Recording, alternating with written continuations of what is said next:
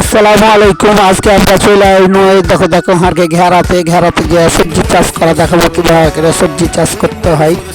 এখন এই যে ঘেরার এটা হারকে হারাই যে দেখুন খুলছি, ঘেরা খুলছি, চিকেন পকোড়া করে ঘেরা খুলছি। ঘেরা খুলতে যে সময় লাগছে হারাকে, এই যে ঘেরার ভিতরে হারা ঢুকে গেল কত সুন্দর। ঘেরাটার ভিতর আপনারা চাইলে ই করতে পারেন, চাষ করতে পারেন, সবজি চাষ করতে পারেন, আপনাদের বাড়ির আঙ্গিনাতেই সবজি চাষ করতে পারবেন। বুঝেছেন আপনারা সবাই মিলে। এই যে দেখেন মরিচের গাছ লাগিয়ে দিয়েছি, কত বড় হয়েছে, মরিচ ধরে একবারে 100 মরিচ ধরে। বাম্পারে যে কাটিমানের আমের গাছ লাগা আছে, এই যে কুমড়া চাষ করা আছে, আমরা কুমড়া চাষ করছি, পেঁপে গাছ লাগা আছে। এই যে কত সুন্দর জায়গাটা, এভাবে করে ঘেরা আপনারাও চাষ করতে পারবেন, সমস্যা নাই।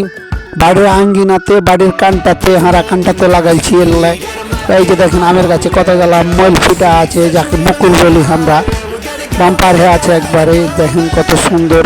এই যে পেঁপে গাছ, পেঁপে গাছে পেঁপে আছে, পেঁপে বড় বড় হয়ে আছে, ঢেকে দিয়েছি। পেঁপে যে পেকে গিয়ে ভক্তরা তখন পাখিতে খেয়ে নিবে আছে, তখন হারা খাইতে পারবো না, আপনারা কেউ দিতে পারবো না।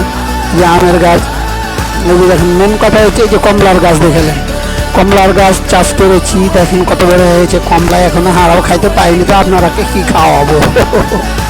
এরা হারা যদি খাইতে পাই, গাছে কমলা যে আল্লাহ কখন দিবে।